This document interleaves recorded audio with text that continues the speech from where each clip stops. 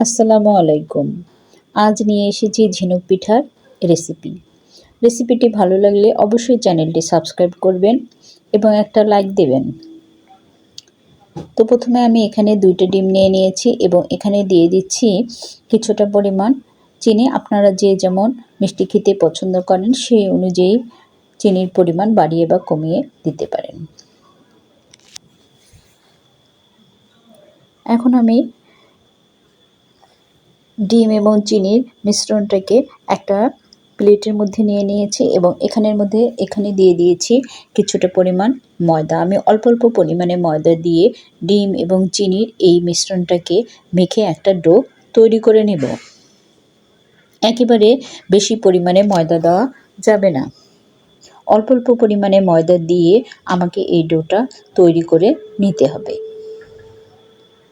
দেখুন আমি আরও কিছুটা পরিমাণ ময়দা দিয়ে দিয়েছি এই ডোটা তৈরি করার জন্য। অল্প অল্প পরিমাণে ময়দা দিয়ে এই ডোটা তৈরি করে নিতে হবে। আমার ডোটা তৈরি করে নেওয়া হয়ে গিয়েছে।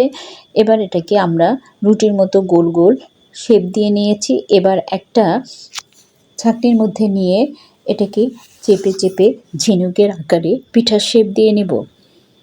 আপনাদের দেখিয়ে দিচ্ছি।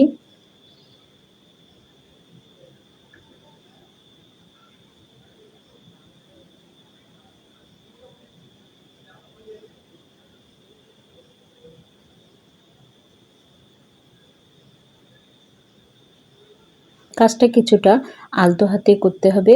বাচ্চারা এই ঝিনুক পিঠাটা খেতে খুবই পছন্দ করে। বিকেলে চায়ের সঙ্গে খেতে এটা খুবই ভালো লাগে। এছাড়া বাচ্চাদের টিফিনেও আপনারা এটা তৈরি করে দিতে পারেন। এভাবে আমি সবগুলো ঝিনুক পিঠা বানিয়ে নিয়েছি। এবার একটা ফ্রাই প্যান গরম হয়ে আসলে সেখানে কিছুটা পরিমাণ তেল দিয়ে দিলাম।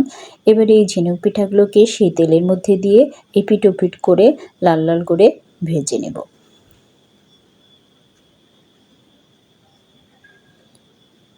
এই ঝিনুক পিঠা সকালে আপনি চায়ের সঙ্গে, বিকেলে চায়ের সঙ্গে, এছাড়া বৃষ্টি ভেজা বিকেলে চায়ের সঙ্গে খেতে খুবই ভালো লাগে। অতিথি আপ্যায়নে আপনি এটা ঝটপট তৈরি করে পরিবেশন করতে পারবেন। আমি ঝিনুক পিঠাগুলোকে এপিট ওপিট করে লাল লাল করে ভেজে নিচ্ছি। সুপ্রিয় ভিউয়ার্স, আমার প্রিয় ভিউয়ার্স, রেসিপিটি ভালো লাগলে অবশ্যই চ্যানেলটি সাবস্ক্রাইব করবেন এবং একটা লাইক দিবেন, ফেসবুকে ফলো দিবেন আশা রাখছি। আমি ঝিনুক পিঠাগুলোকে এপিট ওপিট করে লাল লাল করে ভেজে নিচ্ছি।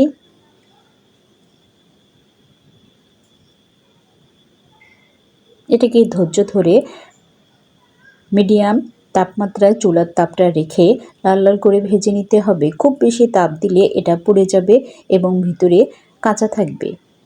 এটা যেমন উপর থেকে ক্রিস্পি হবে তেমনি ভিতরেও একটা নরম ভাব থাকবে।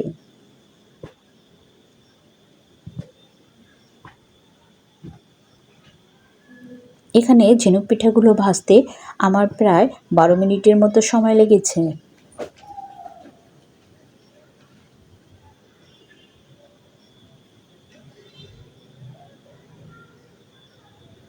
প্রতিদিন সন্ধ্যের সময় চায়ের সঙ্গে আমাদের তো অনেক নাস্তাই তৈরি করে দিতে হয়, তাহলে কেন এই নাস্তাটি নয়?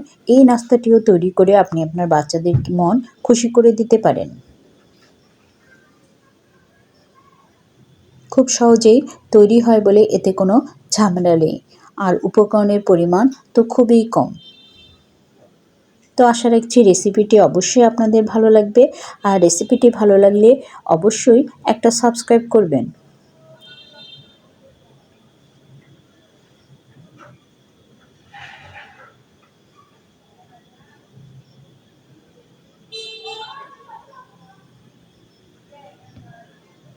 দেখুন আমার পিঠাগুলো লাল লাল হয়ে এসেছে।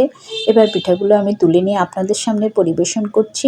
দেখুন কত সুন্দর হয়েছে পিঠাগুলো। শুধু যে দেখতে সুন্দর হয়েছে তা নয়, খেতেও অনেক ভালো হয়েছে। সবাইকে অসংখ্য ধন্যবাদ।